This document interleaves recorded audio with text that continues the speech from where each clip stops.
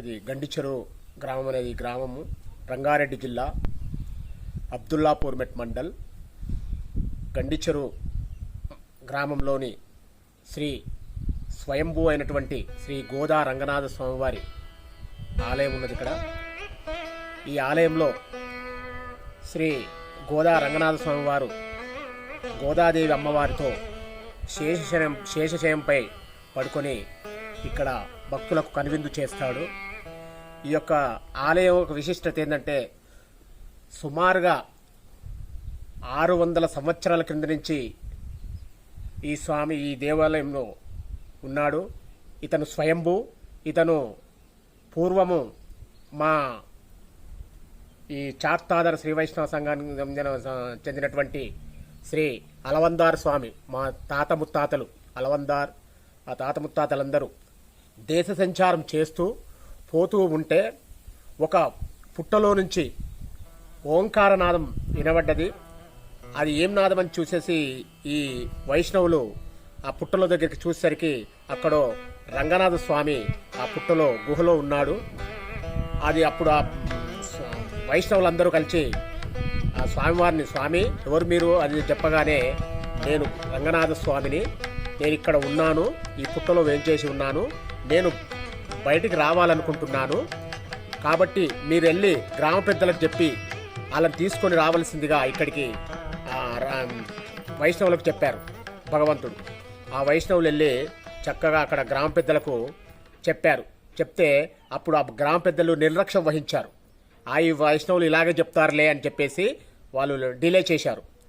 ఆ తర్వాత స్వప్నంలో భగవంతుడు ఆ పెద్ద మనసులో స్వప్నంలో పోయి కొరడాతో శిక్షించాడు వాళ్ళని. నేను వైష్ణవులతో చెప్పిన తర్వాత కూడా మీరు వచ్చి నా దగ్గరికి రాలేకపోయారా, మీకు ఇంత అహంకారమా అని చెప్పేసి అప్పుడు వాళ్ళను ఘోరంగా కొరడా దెబ్బలతోటి శిక్షించాడు. తెల్లవారగానే ఆ పెద్దవాళ్ళు, గ్రామ పెద్దలందరూ కలిసి ఈ వైష్ణవులను పిలుచుకొని ఆ స్వామి ఎక్కడున్నాడో చెప్పమని తీసుకొచ్చారు. తీసుకొచ్చేసరికి పుట్టలో ఉన్నాడు స్వామివారు. అప్పుడు స్వామి, మరి నువ్వు ఎలా తీయాలి, నిన్ను ఎట్లా వస్తావు నువ్వు అంటే, ఏం అవసరం లేదు, 101 ఎడ్ల బండితోటి మీరు తీసుకొని రండి, అప్పుడు తీసుకొచ్చిన తర్వాత నేను వస్తానని చెప్పాడు. ఆ గ్రామ పెద్దలు 101 ఎడ్ల బండితోటి తీసుకొని ఆ పుట్ట దగ్గరకు వచ్చిన తర్వాత స్వామివారే స్వయంగా ఆ పుట్టలో నుంచి లేచి వచ్చి బండి మీద కూర్చున్నాడు. స్వామి, మరి ఎక్కడికి తీసుకెళ్ళాలి నిన్ను, ఎక్కడుంటారు మీరనంటే, కోడి కూత వినబడని ప్రదేశానికి వెళ్ళిన తర్వాత నా బండి ఆగిపోతుంది, అక్కడే నేను వేంచేస్తాను అని చెప్పేసి స్వామివారు సెలవిచ్చారు. తర్వాత ఆ గ్రామ పెద్దలు ఆ భగవంతుని తీసుకొని వస్తూ ఉన్నారు. వస్తూ ఈ ప్రాంతానికి వచ్చిన తర్వాత ఇక్కడ బండ్లు ఆగిపోయేసరికి ఇక్కడ ఈ కొండ మీద ఎలా ఈ స్వామిని తీసుకెళ్లడం అని చాలా మదనపడుతున్న సమయంలో ఆ భగవంతుడే, మీరేం భయపడాల్సిన అవసరం లేదు, నేనే వస్తాను నడుచుకుంటూ అని చెప్పి స్వామివారే ఈ కొండపైకి ముందు నడుచుకుంటూ వచ్చాడు. వెనకాల భక్తులందరూ వచ్చేసి ఇక్కడికి వచ్చిన తర్వాత ఈ స్వామి దగ్గరకు వచ్చి ఈ గుండు దగ్గరికి వచ్చి నిలబడేసరికి ఆ గుండు కూడా ద్వారంలాగా పగిలిపోయి లోపల రూమ్ లాగా ఉండిపోయింది.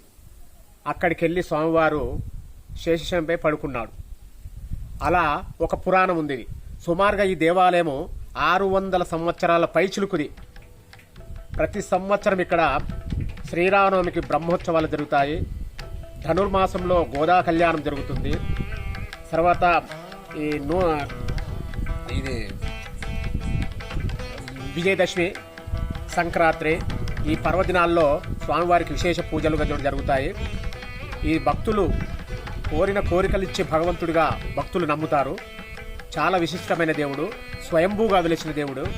కాబట్టి ఈ స్వామి యొక్క దీవెనలు పొందాలంటే ఈ స్వామివారికి వచ్చి నమ్మి ఈ స్వామిని కోరుకుంటే కోరిన కోరికలన్నీ కూడా తీర్చే భగవంతుడిగా చరిత్రలో ఎక్కాడు.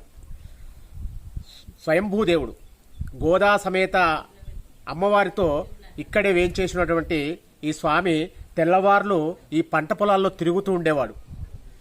ఆ రోజుల్లో అడ్డెడు వడ్లకు పుట్టెడు వడ్లు పండేవి స్వామివారు తిరగడం వల్ల. అలా రైతులు కూడా చాలా సంతోషపడి ఆ ధాన్యాన్ని కూడా ఈ స్వామివారికి తీసుకొచ్చి ఇచ్చేవాళ్ళు. అప్పుడు ఒకరోజు స్వామివారు మరికట్లతో తిరుగుతుంటే ఆ గట్లు తెగిపోయి పడడం వల్ల ఒక పాలేరు విసుక్కున్నాడు. ఇసుకున్నందుకు స్వామివారి అలిగొచ్చి అక్కడ పడుకున్నాడని ఒక చరిత్ర. ఇలా ఈ స్వామివారి చరిత్ర చాలా ఉంటుంది. కోరిన వారికి కోరిన బంగారంగా ఏ కోరిక కోరితే ఆ కోరికలు తప్పకుండా నెరవేరుతాయని ప్రసిద్ధిగాంచిన ఈ భగవంతుడు.